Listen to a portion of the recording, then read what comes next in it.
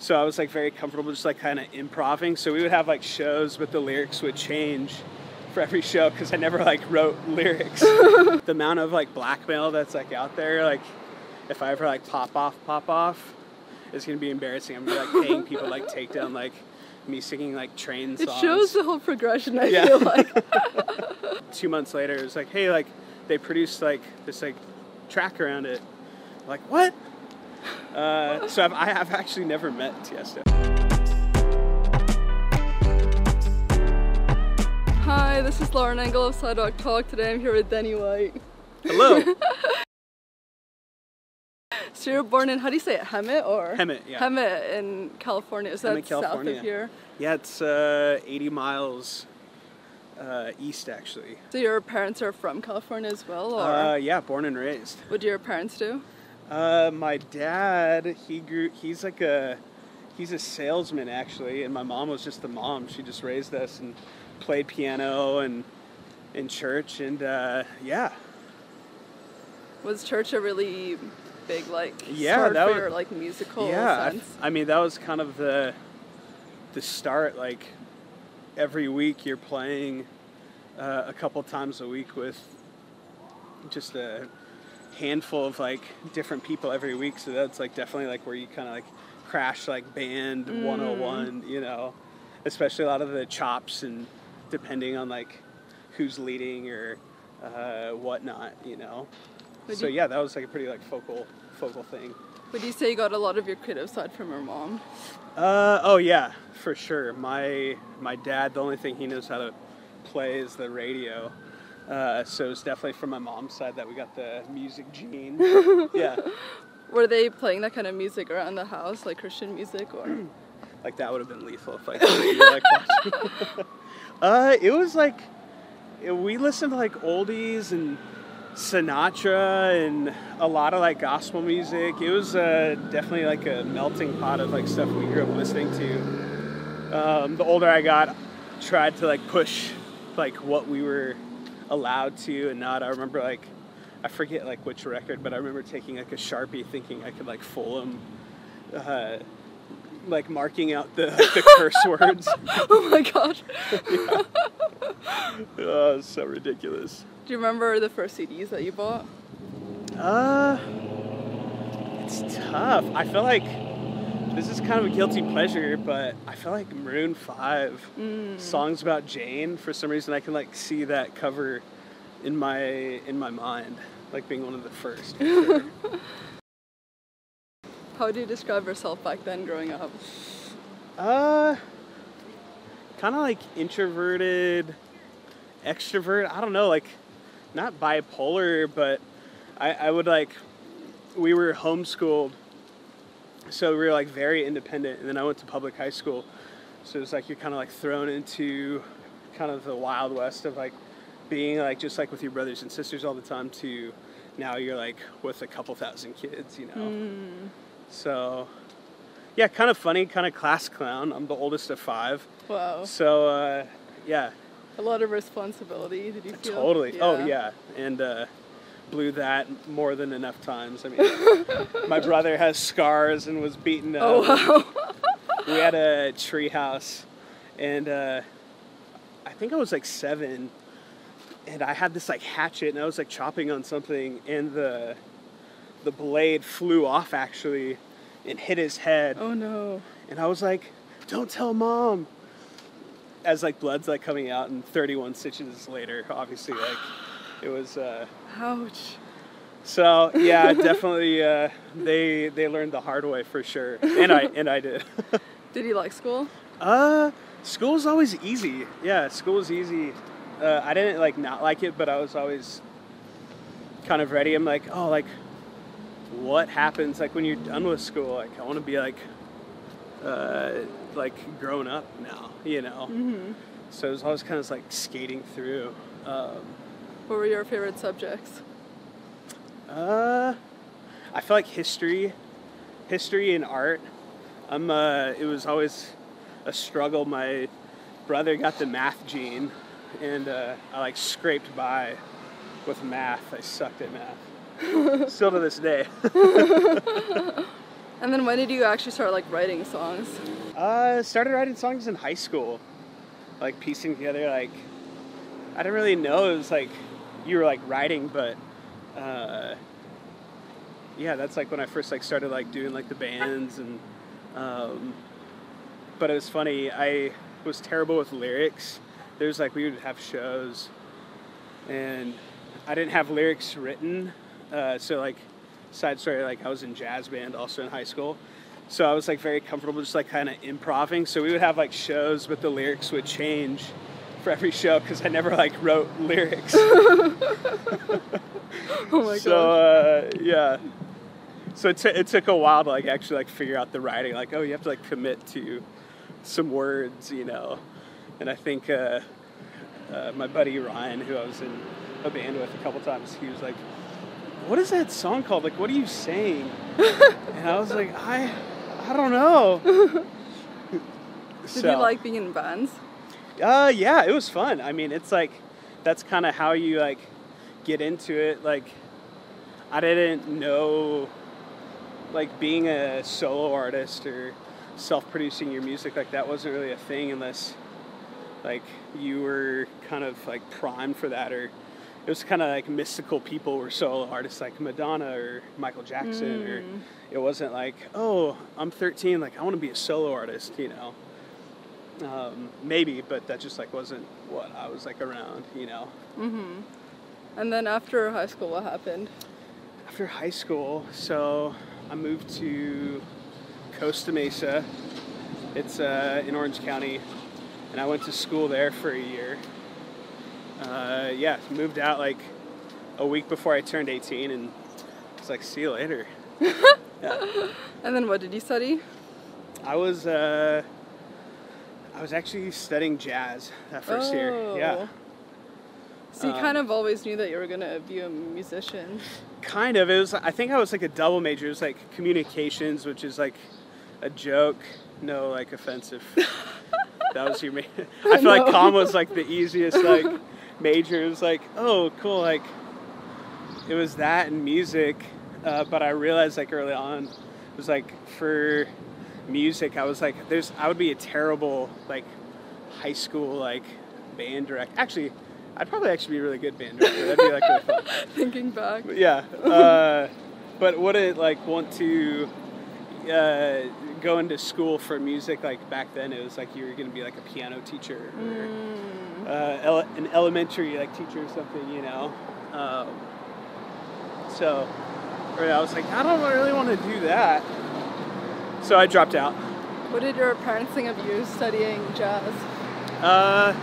They were supportive of it. I think they're just like happy that I was like going to school and like pursuing like academic, like I was doing it, you know. And I told them I was like dropping out to move to LA. They were a little worried, like what, you know. Were you ever afraid of being locked in? To like school and stuff? Into doing music, like you couldn't really get any other?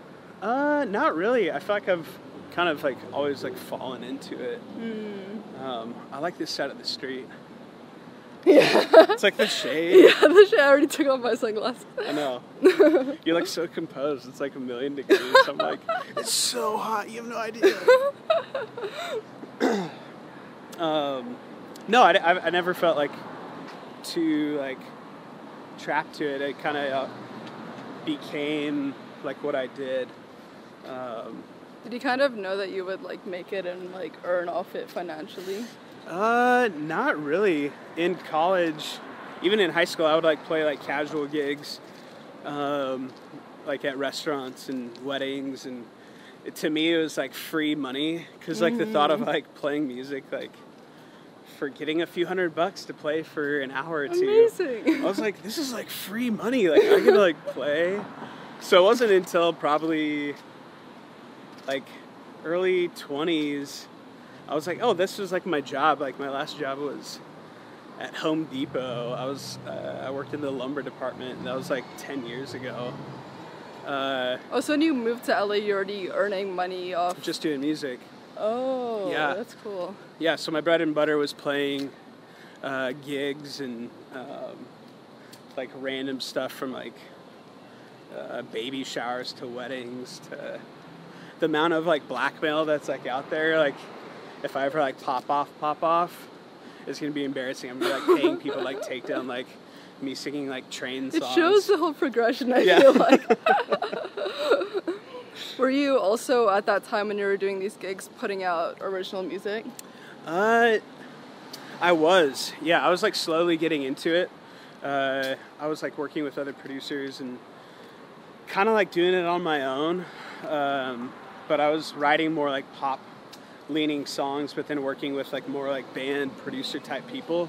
So it didn't like sound right. It was like kind of just like confused. But then I was kind of still like on my like jazzy kick. So it's like way too many things happening. How do you say you got your original music out there initially, and how did people find you? I released everything on TuneCore, like by myself. Yeah. I don't even know how they found me, blogs though. like picking it up? Yeah, in Orange County, there's like a small circle of people kind of like doing it. I remember the guys from Young the Giant, they were called the Jakes, and even like Detroit Bar was kind of like the hub where everybody like played, and that was kind of like the Orange County like scene, you know. So everyone like did the residency at Detroit Bar, and I think it was a place called like E-Vocal, like across the street. It was like a kind of like art gallery where they would like have like local shows. So you kind of just like did that circuit and put out music, and yeah, thinking back, I don't even know like how did people like hear about it. How did you get to work with Tiesto? That was random. I had a song that was just like a piano guitar like demo, and my manager at the time sent it to his team and then forgot about it, and then it was like it happened really fast, and then 2 months later it was like, hey, like they produced like this like track around it. Like, what? So I've actually never met Tiesto. How did you even think of sending it to him, like out of everyone else? I don't know. I don't even know if I knew who Tiesto was until like I got that. Oh wow. Yeah. So I was like kind of like new to the that whole genre. Like I didn't really like, grow up listening to like dance music. So yeah, super random. How about with Julia Michaels? So Julia, she's on Warner Chappell. We have the same publisher, and we actually worked on a song called Corners by the Fray, and but that song was kind of like Frankenstein. So like me and her have actually never worked in the room together. Oh. But we both like wrote what became like this one song. So Joe, who's a guitar player for the Fray, he was the one who kind of like pieced it together. But yeah, I would love to work with Julia. She's incredible. I'm like a fan of Julia. I'm like, it's like weird to say like, oh, we wrote on a song together, but it wasn't in the same room. You know, I'm such like a byproduct of technology in the 21st century. Like, it's like insane. You know. Was it difficult transitioning from like doing your own gigs to like knowing how to be in a session and like work with people? Like, was that difficult for you? Like, not how really. Sessions work? I mean, yeah, I think getting like comfortable with just like being vulnerable and kind of like word vomiting and singing like gibberish melodies like with complete strangers, some who you think are like really cool, you know, like hey, what do you think of this idea, you know, without feeling like completely stupid. But was it difficult being like vulnerable and like sharing your lyrics? Oh, totally. Or like, going through? Yeah. Oh yeah. Kind of depends on who you're working with. Some people are like, they just like kind of bring that out in you where it's like really easy. And other people, you're like just counting down the hours where you're like, I can get out of here, you know. So it kind of depends. Like sometimes it's easy, but other times it's not, you know. How did your deal come about? So I released an EP like 5 years ago. That I did with this guy Brent Kutzle. He's really dope, and I was working. I met these like managers in New York. They heard it, and then we started like working together. They were setting up sessions out here in LA, while they were in New York, and then they sent, I think they sent the EP to Gina Tucci, who's at Big Beat now. And yeah, she signed me. So they flew me out to New York a couple times, and it was like kind of random that it all like connected via New York, and I was like Southern California, like born and raised. Yeah. When did you form your duo? My duo, Golden Coast. I think that was formed, I want to say like 4 or 5 years ago. I went to college with Steve Mudd, who I do it with. So that was like 2007. It's been a long time. You're realizing I was actually with him today. Yeah. Oh, nice. Yeah. Are you still doing it, or? Yeah, still doing it. Yeah. How do you think of what's like a Golden Coast song and what is like your own song? That's tough. I think the easiest way is like any song like me and Steve write together is a Golden Coast song.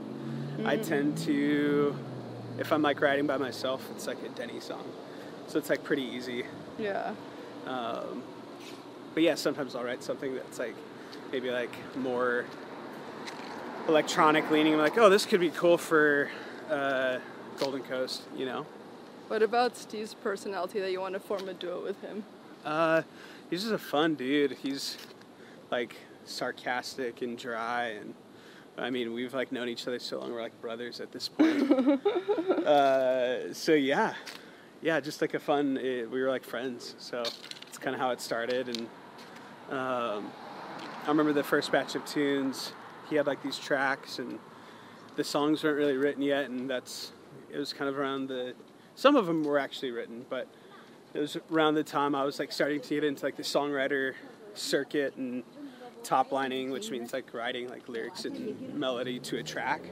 She was like, hey, can you help me like finish these? And that was like Break My Fall, and I'm trying to think of some of those other first like tunes. So yeah, that's kind of how that started. What's the inspiration for that project? I feel like a lot of it was like kind of like synthy, like 80s like ish type stuff.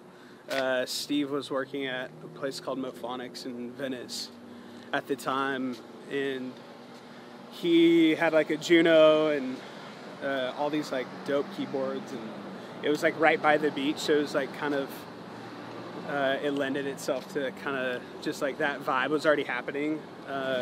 Mark Foster, the singer for Foster the People, he actually had Steve's job. Steve took over for Mark. Oh, wow. So it's like I remember hearing the early versions of Foster the People, of Pumped Up Kicks and Hell in a Beat and Call It What You Want, all of those like songs before they were like out. So I feel like in some way we were like hearing like what Mark was doing and inspired by that. We're like, oh, this is sick. And obviously the rest is like history now. Is it difficult juggling time between all these projects? It is. Yeah. It's crazy. There's like the songwriter side and producing for other people and my thing, and Golden Coast. I used to be able to like, I can do it all, you know? And now it's kind of like, all right, like just try to be present like when I'm working on that. But I have become more selfish with my own thing the last like couple years, because I realize how easy it is to just do like too much, you know? What clicked to you that you wanted to like write and produce for other people? I kind of fell into that. I just thought it was like so cool. You could like write a song and then not be invested in it in a way that's like, oh, your own song. It's like, we could write a song together and then you go release it and promote it and do cool like YouTube walks, you know, practice with your band, you know, and it's like, oh, the writer, like, it's cool being a part of a song, and then it's like, oh, like, does its thing, you know. So yeah, that kind of lured me, like, oh, wow, you can do something, and every day is different. So with writers, like, there's so many people in LA, you can write every day if you want. It's like insane. How would you say your music has changed since the early songs you wrote? They've gotten more simple for sure. I've like figured out like how to write a song like under like 3 minutes and just try to like say something in a simple way. Yeah. How about the style itself? I feel like it's gotten more like simple, more pop leaning. Just I think as a result of like having a laptop and getting into like producing, and it lends itself to that type of music. And now it's like you try to like make stuff sound really organic with just like being a person with a laptop, you know. It's like kind of like backwards now. How can I make this sound real? How would you say you've grown as a person since you were younger? Man, that's a good question. I don't know. That's like a loaded question. I would like to think I'm more like patient now. I'm not as like, I mean, but it's catch-22 because sometimes I'm like not at all, especially like living in LA. Coming over here, I'm like, it's testing like, yeah, I feel like just like become more like trusting with the process and not realize like you can't control the outcome of certain things. And I feel like when you first like move to LA, you're like, oh, like I'm gonna meet these people and do this and everything's gonna work out, you know. It's like I've learned that you can't control the outcome and you can only control like what you're doing, you know. So I think I've gotten more focused like each year. Yeah, I don't know if that answers the question. Yeah. What would you say have been your biggest challenges so far? Could be personal life or music. Yeah, I feel like from the last question, like being patient with trusting the process, like it's really tough because you kind of want, you expect like, oh, I'm gonna come to LA and it's like Beyonce world tour, you know, like it's gonna happen really fast, but it really is a slow burn, and it's a lot of like time spent, you know, just doing the thing.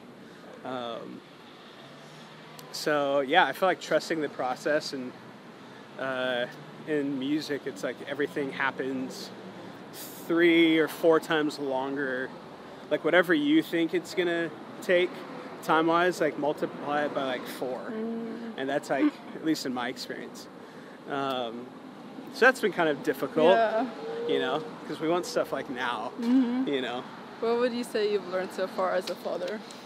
As a father, I think to be really like patient and gracious, and having like little babies are like little mirrors. Like they bring you see yourself in them, but they bring out like the best and the worst. It's like I'm a pretty like relaxed person, but I have a 2-year-old boy, and he can get under my skin like no one else in the world.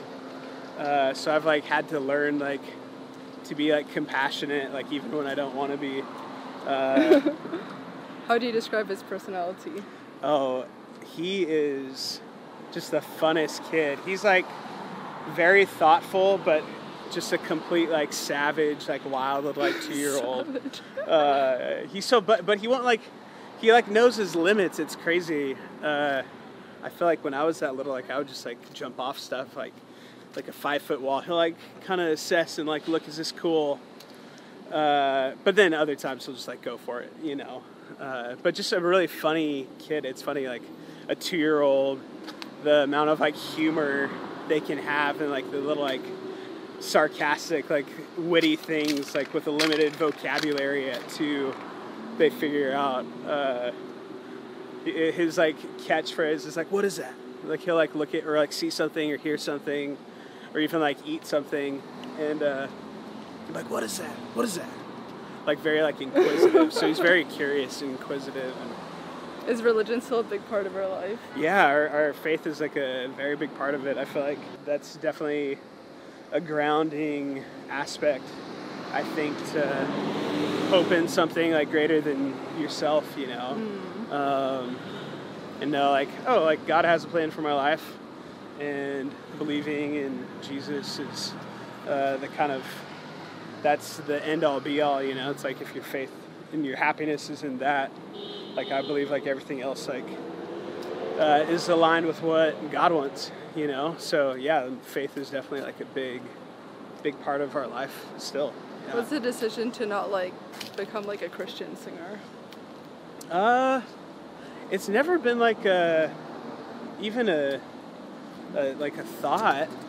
I feel like it's just limiting, like that sounds bad, but there's like a broader audience. It's like I want to like connect with like the world and have a platform that's not just like an insulated like bubble of people who just believe what I believe, you know. I feel like you could have like a bigger impact if it's a broader picture, you know. Is it ever conflicting, because I've interviewed a lot of artists who are like Christian also, to like your songs aren't exactly, I mean they're praising God but not like specific like lyrics that are? Totally, yeah, it's not like Jesus you're awesome. Yeah. You know? I think whatever you're doing, it's like do it to the best of your ability and be a good like steward of that, you know. So but there's like lines where like you're not gonna photograph like Chippendales guys, you know.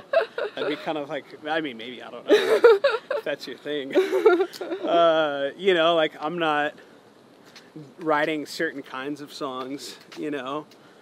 But then I don't listen to that type of like music anyways, you know. So yeah. Yeah. What does love mean to you? What does love mean to me? Mm-hmm. It's an action. It's an action, just like it's really like serving and being like active, like in being compassionate and caring for someone, even if you don't feel like it, you know. Our feelings are very tricky, and you can't really trust them, you know. It's like if you like just always follow your feelings, like, what do I feel today? Mm-hmm. You know, it's like that's going to be kind of a tough go, I think, if you only like chase your feelings, you know.